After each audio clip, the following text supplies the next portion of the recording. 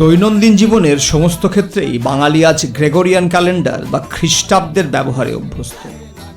বঙ্গাব্দ সম্পর্কে পশ্চিমবঙ্গের মানুষের উৎসাহে ভাটার টান লক্ষ্য করা গেলেও পাশের দেশ বাংলাদেশের জাতীয় বছর কিন্তু বঙ্গাব্দ।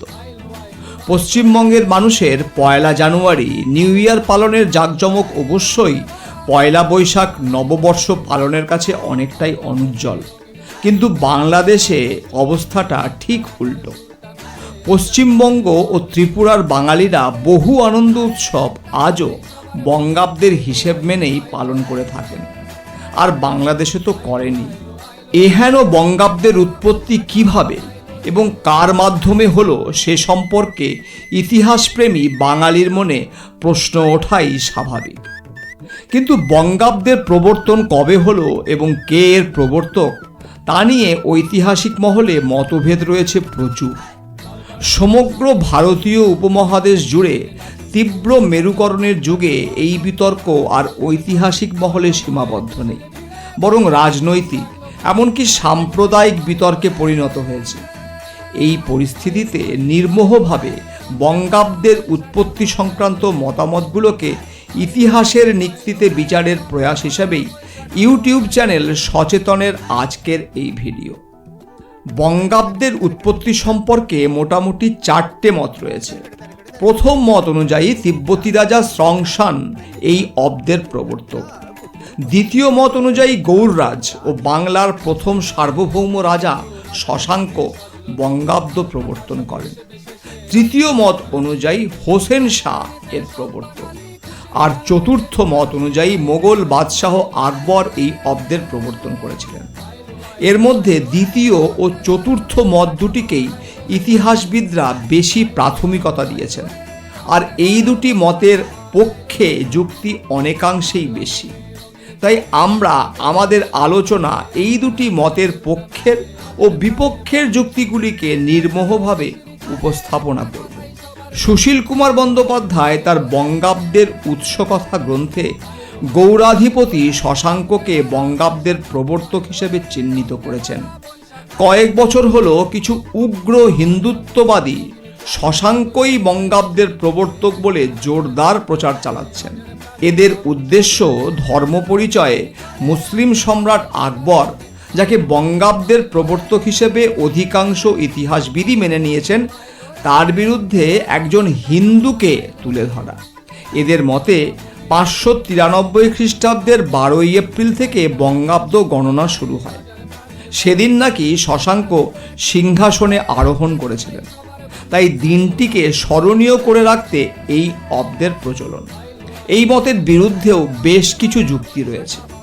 প্রথমত, এই মতের সপক্ষে কিছু বলতে গেলে প্রথমেই প্রমাণ করতে হবে যে শশাঙ্ক 593 খ্রিস্টাব্দে এক স্বাধীন রাজ্যের প্রতিষ্ঠা করেছিলেন, বা অন্তত ওই সময়ে স্বাধীনভাবে রাজত্ব করেছিলেন।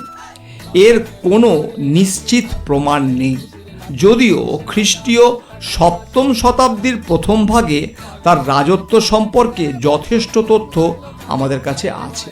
শশাঙ্কের রাজ্যের সর্বাপেক্ষা বিস্তৃত সীমানার মধ্যে তার পরবর্তীকালীন 1000 বৎসরের মধ্যে তারিখযুক্ত যে বিরাট সংখ্যক লেখ আবিষ্কৃত হয়েছে, সেগুলিতে বঙ্গাব্দ শব্দের ব্যবহারই নেই। শশাঙ্ক খুব সম্ভবত 606 খ্রিস্টাব্দেই স্বাধীন রাজ্য প্রতিষ্ঠা করেছিলেন।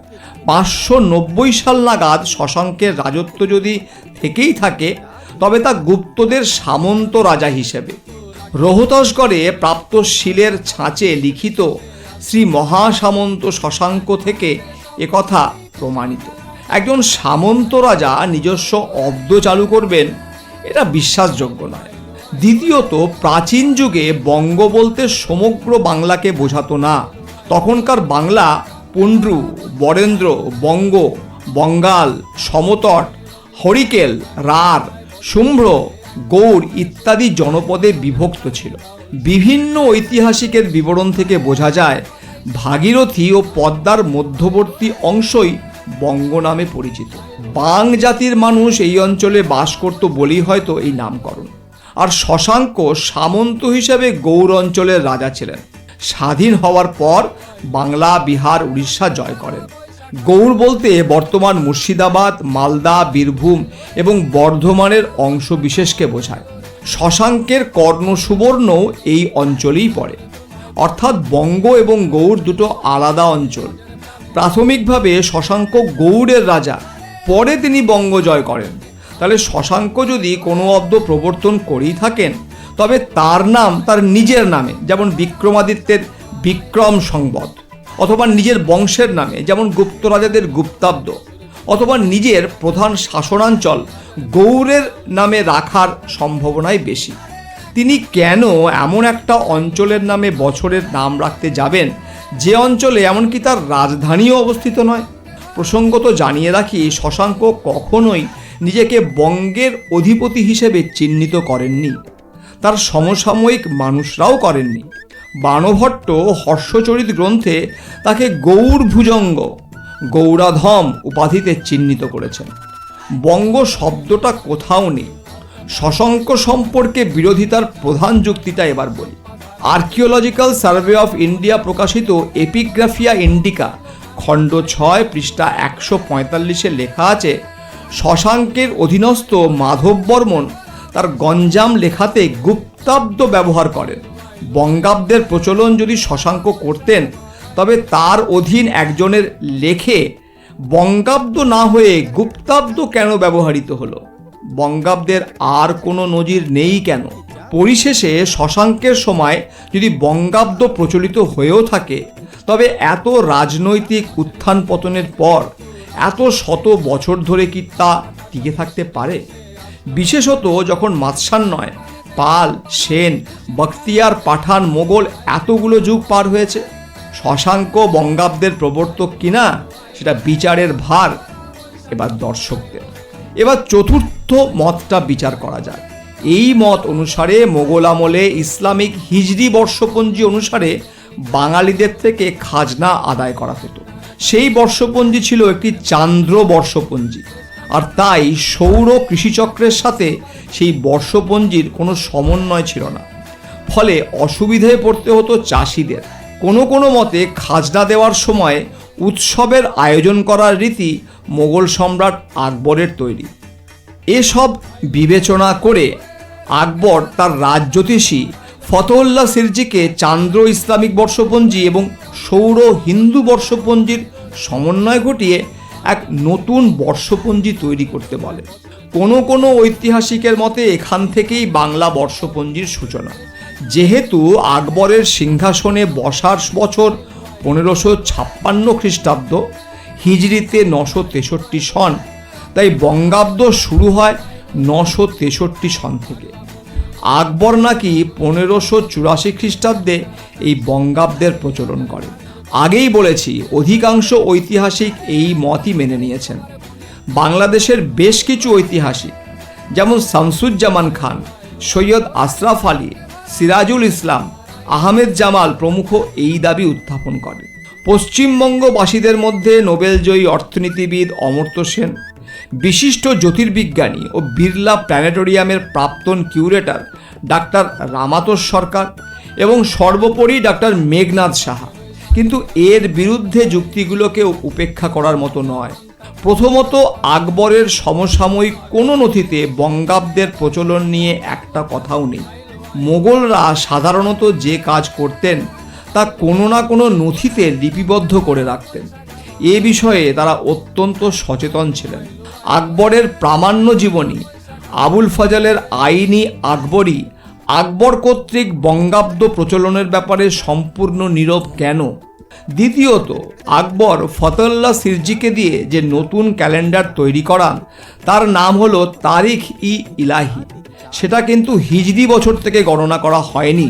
সেটার প্রথম বছরই ছিল আকবরের সিংহাসন প্রাপ্তির বছর, অর্থাৎ সেটা 963 খ্রিস্টাব্দ থেকে শুরু হয়নি। সেক্ষেত্রে তারিখ ই ইলাহির সঙ্গে বঙ্গাব্দকে এক করে দেখা চলে না। তৃতীয়ত, ইতিহাসবিদ নীতিশ কুমার সেনগুপ্ত 2011 সালে প্রকাশ করেন তার বই land of rivers, a history of Bengal from Mahabharata to Mujib. সেই গ্রন্থে তিনি জানিয়েছেন, আকবরের কয়েক শতক আগে নির্মিত দুটো শিব মন্দিরে বঙ্গাব্দ শব্দটার উল্লেখ পাওয়া যায়। কাজেই সব দিক বিচার করে দেখা যাচ্ছে যে বঙ্গাব্দের প্রবর্তন কিভাবে হয় তার কোনো সর্বসম্মত উত্তর নেই। একাধিক পরস্পর বিরোধী মত আছে, তাদের পক্ষে বিপক্ষে অসংখ্য যুক্তিও আছে। ইতিহাসে এমন মতপার্থক্য মোটেই বিরল নয়। সমস্যা হয় যখন এই মতপার্থক্য রাজনৈতিক ও সাম্প্রদায়িক রূপ নেয়। তখন নিরপেক্ষ ইতিহাস চর্চার বদলে কোনো একটা মতকে সঠিক প্রমাণ করার জন্য মিথ্যা যুক্তি ও ইতিহাস বিকৃতির সূচনা হয়। আকবরকে বঙ্গাব্দের প্রবর্তক হিসেবে চিহ্নিত করাকে তখন সাংস্কৃতিক আগ্রাসন আর বাঙালি জাতিসত্তাকে গ্রাসের চেষ্টা হিসাবে দেখে দেওয়া হয়। এবং অসংখ্য বিরুদ্ধ যুক্তি থাকা সত্ত্বেও শশাঙ্ককে এর কৃতিত্ব দিয়ে দেওয়ার চেষ্টা চলে অবিরাম। তাই নিজের মত চাপিয়ে না দিয়ে নিরপেক্ষভাবে বঙ্গাব্দের উৎপত্তি সম্পর্কিত ইতিহাসের চর্চা করা প্রয়োজন। বঙ্গাব্দ নিয়ে বিস্তর গবেষণার সুযোগ আছে। বাঙালি বুদ্ধিমান, বাঙালি যুক্তিবাদী, সেই সঙ্গে বাঙালির ছোঁয়া বিশ্বজুড়ে। আশা করি আর্গুমেন্টেটিভ তর্কবাগীশ বাঙালি তার নিজ বুদ্ধি ও বোধ দিয়ে বঙ্গাব্দ শুরুর ইতিহাস নিশ্চয়ই খুঁজে বার করবে, আজ নয়তো কাল। বঙ্গাব্দ কে তৈরি করেছিলেন তা নিয়ে যখন হিন্দু মুসলিম মেরুকরণের প্রয়াস চতুর্দিকে, তখন আমার ভিডিও যদি আপনাকে সচেতন করে থাকে তাহলে প্রত্যাশা রাখবো মানুষকে সচেতন করার আমার এই প্রয়াসের পাশে দাঁড়াতে আপনি ভিডিওটি বেশি বেশি করে শেয়ার করবেন। চ্যানেলটি সাবস্ক্রাইব করে রাখলে সুবিধে আপনারই। আমার পরের ভিডিও আপলোড হওয়া মাত্রই আপনার কাছে নোটিফিকেশন পৌঁছে যাবে। ধন্যবাদ, ভালো থাকবেন।